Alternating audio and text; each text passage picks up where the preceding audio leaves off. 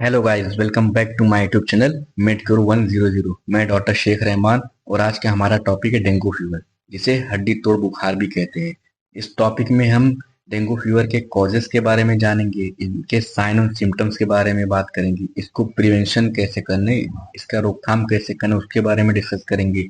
इसके warning science क्या होते हैं, यानी अगर डेंगू फीवर हो जाए तो हमें क्या क्या वार्निंग साइन देखने को मिलते हैं, क्या-क्या करना चाहिए, और इसके ट्रीटमेंट के बारे में बात करेंगे। और डेंगू फीवर होने के बाद प्लेटलेट्स डाउन हो जाती है तो उसको कैसे बढ़ाती है, इन सब चीज़ों के बारे में डिस्कशन करेंगे।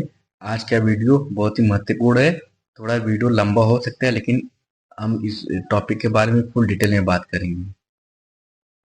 चलिए गाइस, टॉपिक को शुरू करते हैं। और टॉपिक को शुरू करने से पहले एक बात बताना चाहते हैं कि ये एक मेडिकल चैनल है और ये मेडिकल स्टूडेंट, नर्सिंग और फार्मेसी स्टूडेंट के लिए है। ये नॉन मेडिको के लिए नहीं है। और अगर कोई भी नॉन मेडिको खुद से मेडिसिन लेता है तो वो खुद ही जिम्मेदार होगा। तो कहने का मतलब ये है कि कोई भी मेडिसिन बिना डॉक्टर के कंसल्टेशन के ना लें। चलिए टॉपिक को शुरू करते हैं। Dengue fever is an infection cause by dengue virus. Dengue एक तरीके का इन्फेक्शन है जो डेंगू वायरस से फैलता है। This virus spread to human body human by mosquito bites. ये जो वायरस है ह्यूमन बॉडी में कैसे जाता है? मॉस्किटो बाइट करने से, यानी जब मच्छर काटता है तब ये वायरस ह्यूमन बॉडी के अंदर इंटर करता है। और ये भी एक स्पेसिफिक मॉस्किटो जिसके जरिए फैलता है। तो उस मॉस्किटो का क्या नाम? Female Aedes aegypti. Many species of mosquito which spread dengue fever. एक तरीके की स्पेसीज होती है मॉस्किटो की, उसके थ्रू डेंगू फीवर फैलता है। डेंगू फीवर को हड्डी हड्डी तोड़ बुखार कहते हैं। Dengue fever is also known as bone broken fever because people suffering from it can feel so much pain as if their bones are broken. Patient को ऐसा लगेगा कि उसकी हड्डियां टूट रही हैं और वो खड़ा भी नहीं हो सकता है विदाउट एनी सपोर्ट। तो उसके जितने जॉइंट्स से सारी बोन में उसको बहुत ही तेज दर्द होता है, इसलिए इस फीवर को हड्डी तोड़ बुखार भी कहते हैं, डेंगू फीवर को।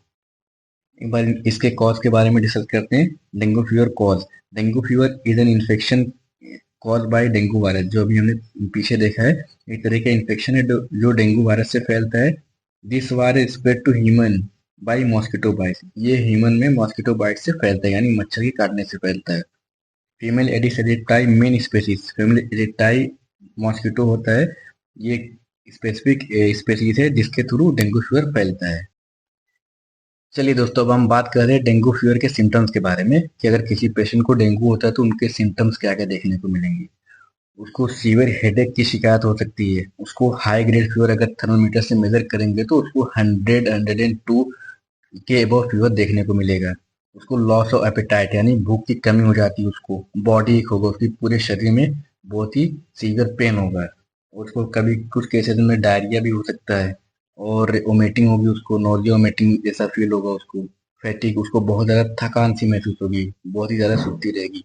आई पेन होगा, उसको आंखों के आसपास के एरिया में बहुत ज़्यादा दर्द का एहसास होगा।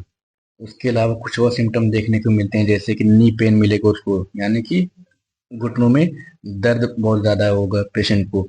लिथार्जी, उसको सुस्ती बहुत ज़्यादा रहेगी, उसको कुछ करने का मन नहीं करेगा। नोज ब्लीडिंग, कुछ केसेस में जब प्लेटलेट बहुत ज़्यादा डाउन हो जाते हैं, अप्रोक्स 30-50,000 से कम हो जाते हैं, तो कुछ केसेस में ब्लीडिंग भी शुरू हो जाती है। नोज से ब्लीडिंग होती है, कभी गम से होती है। मतलब जितने बॉडी में ऐसे एरिया होते हैं जहाँ से, जो ओपन एरिया होते हैं वहाँ से ब्लीडिंग ना शुरू हो सकती है। स्टूल में भी कभी कभी ब्लीडिंग आती है, यूरिन में भी ब्लड पास होता है। उसके अलावा red spot in the body, body में लाल चकत्ते भी पड़ जाते हैं डेंगू के केसेस में। चलिए अब आगे बात करते हैं डेंगू फीवर के कॉम्प्लिकेशंस के बारे में कि अगर किसी को डेंगू फीवर होता है तो क्या क्या कॉम्प्लिकेशंस देखने को मिलते हैं। पहला पॉइंट देखते हैं, low level of blood platelets. यानी कि अगर किसी को डेंगू होता है तो उसका जो प्लेटलेट्स काउंट होता है वो कम हो जाता है। नॉर्मल जो प्लेटलेट काउंट होता है 1.5 लाख से 4.5 लाख होता है, तो वो अपनी रेंज से कम हो जाएगा। तो 1 लाख से कम हो जाएगा। कभी कभी 70,000, 80,000, 60,000 तक चला जाता है। कुछ केसेस में 20,000 तक भी चला जाता है। और थ्रोम्बोसाइटोपिनिया हो जाता है, यानी कि अगर प्लेटलेट्स काउंट कम होता है तो उसको थ्रोम्बोसाइटोपिनिया मेडिकल टर्म में बोलते हैं। ब्लीडिंग हो सकती है, बॉडी में कहीं से भी ब्लीडिंग स्टार्ट हो सकती है। लो ब्लड प्रेशर हो जाता है, यानी कि पेशेंट को लो ब्लड की शिकायत हो जाती है और पेशेंट बहुत ही ज़्यादा सीवियर वीकनेस फील करता है। मतलब कुछ केसेस में तो ऐसा देखा है कि पेशेंट खुद से खड़ा भी नहीं हो सकता है विदाउट एनी सपोर्ट। बिना किसी के सपोर्ट के पेशेंट खड़ा भी नहीं हो पाता। उसके हाथ पैर कांपते हैं, मतलब इतना ज़्यादा वीक हो जाता है। क्यों? क्योंकि प्लेटलेट काउंट बहुत ही ज़्यादा कम हो जाता है और ब्लड प्रेशर भी बहुत ज़्यादा कम हो जाता है। और कुछ केसेस अगर सीवियर हो जाते हैं तो केसेस में पेशेंट कोमा में जा सकता है और कोमा में जाने के बाद कभी कभी रेयर केसेस ही होते हैं, ऐसे होते हैं कि डेंगू में डेथ भी हो जाती है। चलिए अब हम बात करते हैं डेंगू फीवर के प्रिवेंशन के बारे में कि डेंगू फीवर से हम बचाव कैसे करेंगे। तो पहला देखते हैं कि डिस्ट्रॉ मॉस्किटो ब्रीडिंग प्लेसेस, मतलब जहाँ पे ये ब्रीडिंग होती है इनकी मॉस्किटो की, जैसे कहीं भी पानी इकट्ठा है, प्लांट अगर घर में लगा हुआ है या फिर कूलर वगैरह या फिर कुछ ऐसे बर्तन वगैरह घर में रखे हुए जहाँ पे पानी इकट्ठा है, तो उनको खाली करें और उधर के एरिया को साफ साफ सुथरा रखें। स्लीप अंडर मॉस्किटो नेट्स, मतलब मच्छरदानी लगा कर ही सोएं या फिर मॉस्किटो रिपेलेंट का इस्तेमाल करें। और अगर ऐसे दिन में अगर देखें तो फुल स्लीव्स के क्लॉथ पहने। टेक सम फीवर मेडिकेशन, अगर किसी को फीवर अगर आता है तो अर्ली जो ट्रीटमेंट है फीवर के लिए मेडिकेशन स्टार्ट करें। Rest as much as possible, अगर किसी को ऐसा होता है तो जितना हो सके उतना बेड रेस्ट करें, आराम करें, ज़्यादा घूमे फिरे नहीं और कुछ वर्क नहीं करें। ड्रिंक प्लेंटी ऑफ फ्लूइड्स, इन ऐसे केसेस में बहुत पानी बॉडी में फ्लूइड्स की कमी हो जाती है, तो पानी का इंटेक ज़्यादा से ज़्यादा करें। और सीवियर केसेस में डॉक्टर से कंसल्ट करें। डेंगू एक ऐसी बीमारी है कि ये घर पे ठीक नहीं किया जा सकता है। लोगों का कहना है कि कीवी खा सकते हैं और बकरी के मिल्क वगैरह ले सकते हैं, तो वो सब तो ठीक है, वो सेकेंडरी ट्रीटमेंट। लेकिन प्राइमरी ट्रीटमेंट जो होता है वो डॉक्टर के कंसल्टेशन के बिना नहीं करना चाहिए, वो डॉक्टर को फौरन से फौरन दिखाएं। If you have symptoms then immediately do diagnosis, अगर आपको ऐसे कुछ सिम्टम नजर आते हैं तो फौरन उसका डायग्नोसिस करें। यानी कि सबसे पहले जो ब्लड टेस्ट करें, मेडिकल हिस्ट्री, डॉक्टर से कंसल्ट करें और मेडिकल हिस्ट्री बताएं कि आपको क्या क्या हो रहा है, क्या क्या साइन और सिम्टम देखने को मिल रहे हैं, डिजीज कंडीशन किस तरीके की डिजीज है आपको। कंसल्ट टू योर डॉक्टर, फौरन डॉक्टर के पास जाएं और उनसे कंसल्ट करें कि आपको क्या क्या साइन सिम्टम्स मिल रहे हैं, तो इस बेसिस पे डायग्नोसिस हो जाती है। आगे हम बात करते हैं डेंगू फीवर से रिलेटेड कुछ इंपॉर्टेंट पॉइंट्स के बारे में जो हमें ध्यान रखना चाहिए। जैसे कि लो प्लेटेट काउंट इज कॉल्ड थ्रोम्बोसाइटोपिनिया, अगर लो प्लेटेट काउंट होता है तो उसको मेडिकल टर्म में थ्रोम्बोसाइटोपिनिया बोलते हैं। और प्लेटलेट की नॉर्मल जो रेंज होती है 1.5 लाख से 4.5 लाख होती है। डब्ल्यूबीसी काउंट डिक्रीज होता है, यानी कि डेंगू के केसेस में डब्ल्यूबीसी काउंट होता है वो डिक्रीज हो जाता है। और डब्ल्यूबीसी की जो नॉर्मल रेंज होती है 4,000 से 11,000 तक होती है। इन एलएफटी, अगर पेशेंट को एलएफटी टेस्ट कराएंगे यानी लीवर फंक्शन टेस्ट कराते हैं, तो उसमें जो एसजीओटी एसजीपीटी, जिसे हम एसजीओटी को एसटी बोलते हैं, एसजीपीटी को एलटी बोलते हैं, तो इनका लेवल जो होता है बढ़ जाता है। ठीक है। और डेंगू फीवर में एनसेड्स, जिसको non steroidal anti inflammatory drugs बोलते हैं, यानी कि पेन किलर का इस्तेमाल नहीं करना चाहिए, क्योंकि ऐसा करने से क्या होता है कि जो प्लेटलेट्स के फंक्शन में इंटरफेयर कर देती है ये सब जो पेन किलर होती है। पेन किलर की बात करते हैं तो कौन कौन सी नहीं यूज़ करनी चाहिए। आइबुप्रोफेन हो गई, निमोसलाइड्स हो गई, डाइक्लोफेनेक हो गई, एसिक्लोफेनेक हो गई, और भी बहुत सारी पेन किलर हैं, लेकिन ये कॉमन पेन किलर हैं, तो इन्हीं के बारे में हम यहाँ पे देखेंगे। तो ये सब दवाओं का इस्तेमाल नहीं करना चाहिए। अब हम डेंगू फीवर के ट्रीटमेंट के बारे में बात करते हैं कि अगर किसी को डेंगू फीवर हो जाए तो उसका ट्रीटमेंट कैसे करेंगे। तो पहला देखते हैं, ड्रिंक प्लेंटी ऑफ फ्लूइड्स, मतलब जितना हो सके फ्लूइड का इंटेक ज़्यादा से ज़्यादा लें।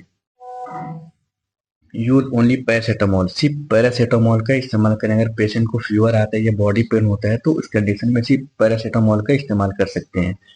ब्लड प्रेशर मॉनिटरिंग करें, उसके डेंगू पेशेंट का ब्लड प्रेशर मॉनिटर करना चाहिए कि वो लो नहीं हो, नॉर्मल से कम नहीं हो। प्लेटलेट काउंट मॉनिटरिंग, यानी कि उसका प्लेटलेट काउंट भी, अगर उसको डेंगू हुआ तो रोज डेली सीबीसी रिपीट करना चाहिए, जिसमें प्लेटलेट काउंट देखने को मिलता है कम हो रहा है या बढ़ रहा है, उसके अकॉर्डिंग ट्रीटमेंट करना चाहिए। सपोर्टिव केयर इन हॉस्पिटल, और अगर सपोर्टिव केयर के लिए हॉस्पिटल में एडमिट भी कर सकते हैं तो बेहतर रहेगा अगर ज़्यादा प्लेटलेट काउंट डाउन हो जाता है तो। Intravenous IV fluid and electrolyte replacement, IV fluid भी दे सकते हैं हॉस्पिटल में एडमिट करके। डे केयर के लिए या फिर 2-3 दिन के लिए अगर प्लेटलेट काउंट ज़्यादा कम है तो। और इलेक्ट्रोलाइट रिप्लेसमेंट, अगर उसको ORS वगैरह इलेक्ट्रोलाइट पाउडर वगैरह दे सकते हैं पानी के साथ घोलकर। Transfusion to replace blood loss, अगर किसी कंडीशन में पेशेंट को ब्लीडिंग वगैरह हुई है तो ब्लड लॉस हो गया तो उस कंडीशन में ब्लड ट्रांसफ्यूजन की भी जरूरत पड़ सकती है।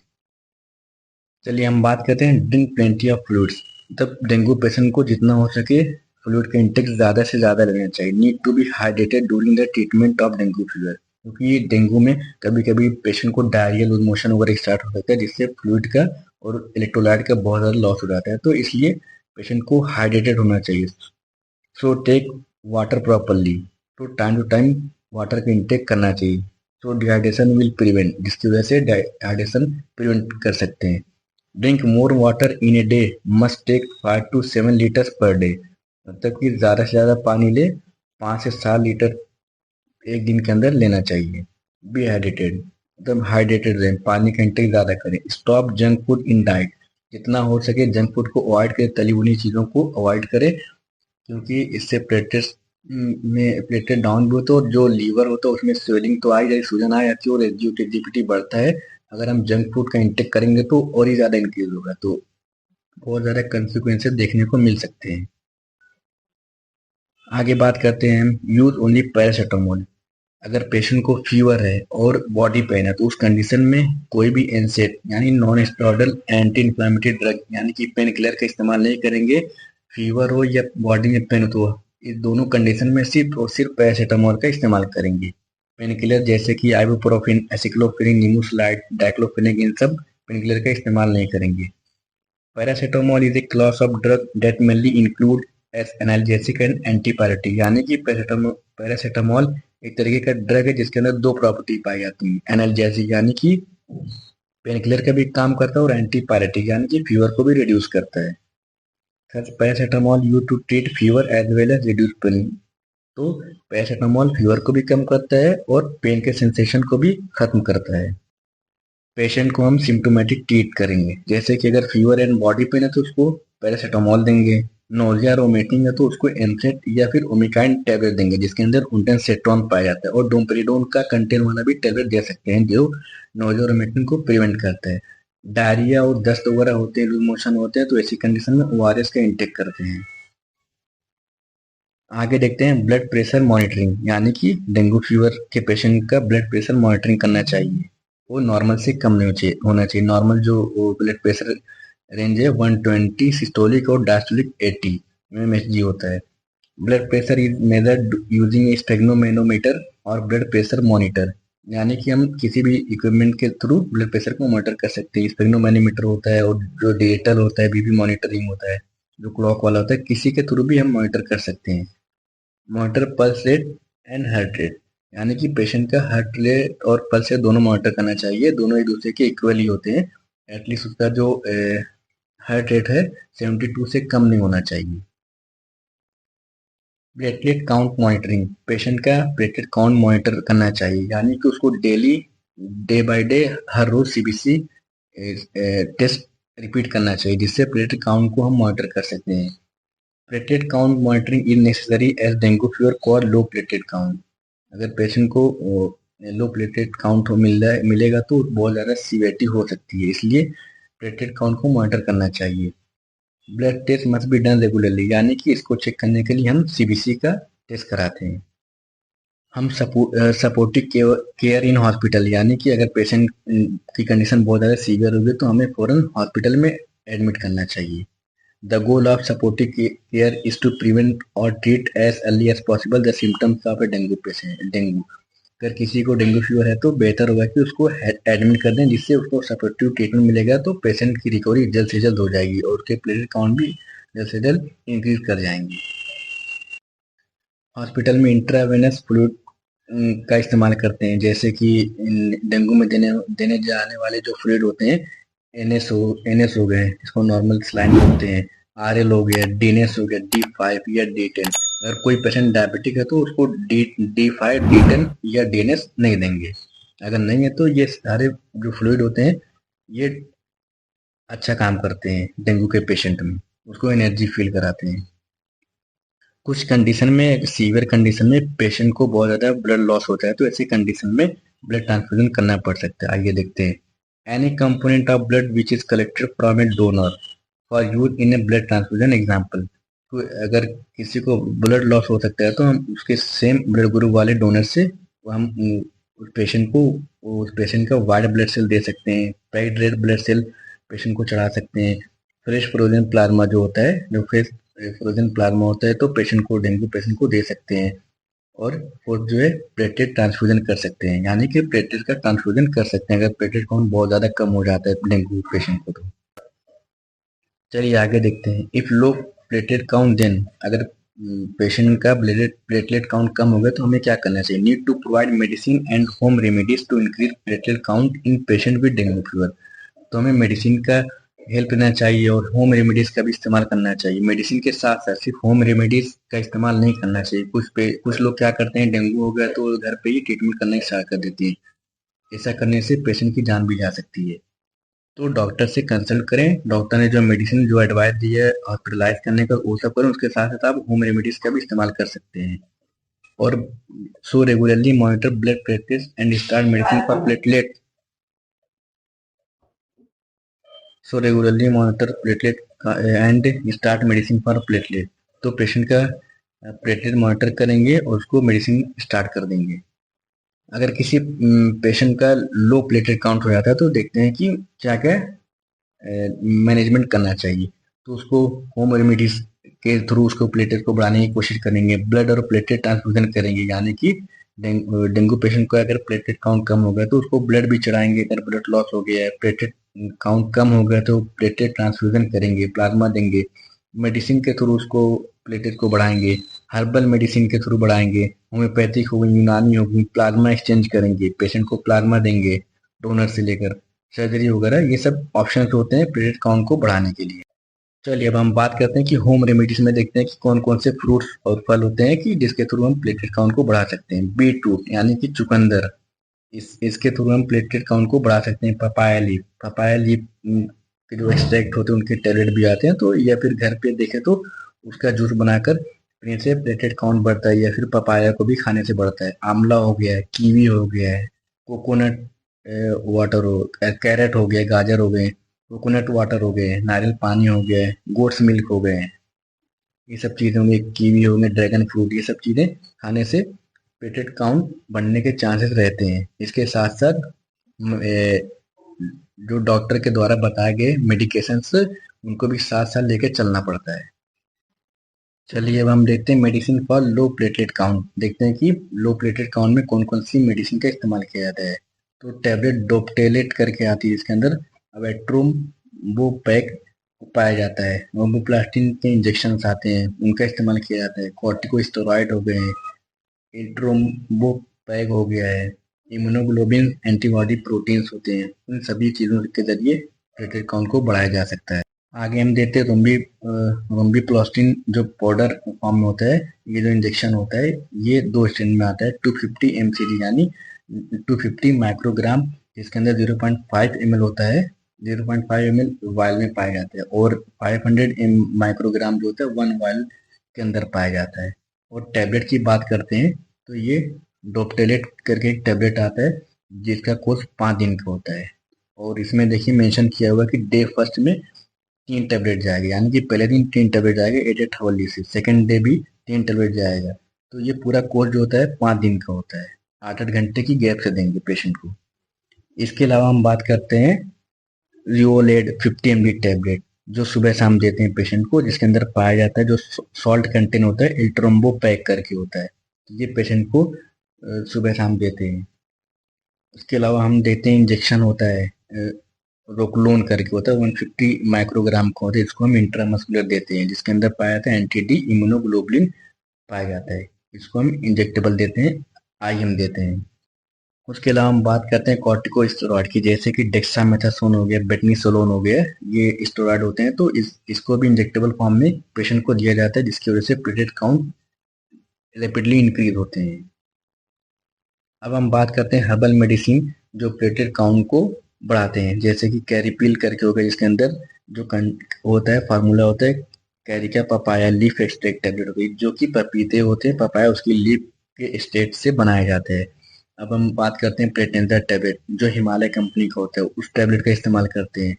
कुछ सिरप हो गए जो आयुर्वेदा सिरप हो गए, प्लेटअप करके सिरप हो गया है, ये भी पपाया की लीफ से बनाया जाता है, तो इस सिरप का इस्तेमाल करते हैं। और मैक्लोड कंपनी का प्लेटिमैक्स करके टैबलेट होता है, जिसके अंदर भी Carica papaya leaf extract tablet है। इन सब मेडिसिन का इस्तेमाल करते हैं प्लेटलेट को बढ़ाने में। अब हम डेंगू फीवर में वार्निंग साइंस की बात करते हैं। Warning sign in dengue fever, अगर किसी पेशेंट को डेंगू फीवर तो उनके वार्निंग साइन क्या देखने को मिलते हैं। रेड एसीटी जो आरबीसी का एक पार्ट होता है, वो अगर बढ़ता है तो उससे क्या होता है, प्लेटलेट काउंट जो होता है मतलब बहुत ही रैपिडली डिक्रीज होता है, ड्रॉप होता है। परसिस्टेंट वोमिटिंग, अगर किसी पेशेंट को 3 से ज़्यादा वोमिटिंग होती है 24 घंटे के अंदर, तो वो एक वार्निंग साइन होती है कि पेशेंट को डेंगू। फ्लूइड एक्युमुलेशन, यानी कि उसको एसाइटिस हो गया, पेट में स्टमक में पानी हो गया। प्लूरल इफ्यूजन, यानी कि लंग्स में पानी का भर जाना। लिथार्जी, रेस्टलेसनेस, कंफ्यूजन, अगर पेशेंट को बहुत ज़्यादा सुस्ती, थकान और कंफ्यूजन, यानी कि वो बातों को समझ नहीं पाते, कंफ्यूज रहता है, तो ये सब वार्निंग साइन होते हैं डेंगू फीवर के पेशेंट को। टेंडर लेवर, यानी कि लीवर के साइड में पेन होगा, वहाँ पे हाथ रखने से या हल्का सा प्रेशर देने से वहाँ पे पेन का एहसास होता है। एनी एब्डोमिनल पेन, किसी भी तरीके का पेट दर्द हो सकता है एब्डोमिनल रीजन में किसी भी साइड। टेंडरनेस, यानी कि पेट में हाथ रखने से या दबाने से वहाँ पे टेंडरनेस पाई जाएगी, यानी कि पेन का एहसास होगा। म्यूकोसल ब्लीडिंग, यानी कि ब्लीडिंग गम्स वगैरह स्टार्ट हो सकते हैं, मसूड़ों से खून आ सकती है। उसके अलावा और क्या है, स्टूल और यूरिन में ब्लड, स्टूल एंड यूरिन में ब्लड तो नहीं पास हो रहा है, ये सब हम देखेंगे कि जो पेशेंट है वॉशरूम के लिए जाता है तो उसको यूरिन और स्टूल में ब्लड तो नहीं आ रहा है। बॉडी में रेशेस या गंस में ब्लीडिंग तो नहीं हो रही है। इन सब चीज़ों को एग्जामिन करेंगे। जब तक डेंगू फीवर सही ना हो जाए और प्लेटलेट काउंट 1.5 लाख से 4.5 लाख तक नहीं हो जाए, या फिर 1.5 लाख तक नहीं पहुंच जाए, तो जब तक पेशेंट को ब्रश का इस्तेमाल नहीं करना चाहिए, क्योंकि ऐसे करने से ब्रूज पड़ता है गम्स में और उसकी वजह से ब्लीडिंग भी शुरू हो सकती है, और ये डेंगू पेशेंट के लिए बहुत ही घातक साबित हो सकता है। चलिए गाइस, जब हमारा डेंगू टॉपिक यहाँ पे खत्म होता है, उम्मीद करते हैं कि आपको ये टॉपिक पसंद आया होगा और ये बहुत ही यूजफुल टॉपिक रहा होगा। आगे हम मिलेंगे अपनी न्यू टॉपिक के साथ। जब तक के लिए थैंक यू, गुड बाय। और जो लोग अभी चैनल पर नए, प्लीज चैनल को सब्सक्राइब कर लें और बेल आइकन को प्रेस कर लें, जिससे हमारा वीडियो का नोटिफिकेशन आपको वीडियो डालने के बाद फौरन मिल जाए। वीडियो को लाइक करें, अपने दोस्तों को शेयर करें।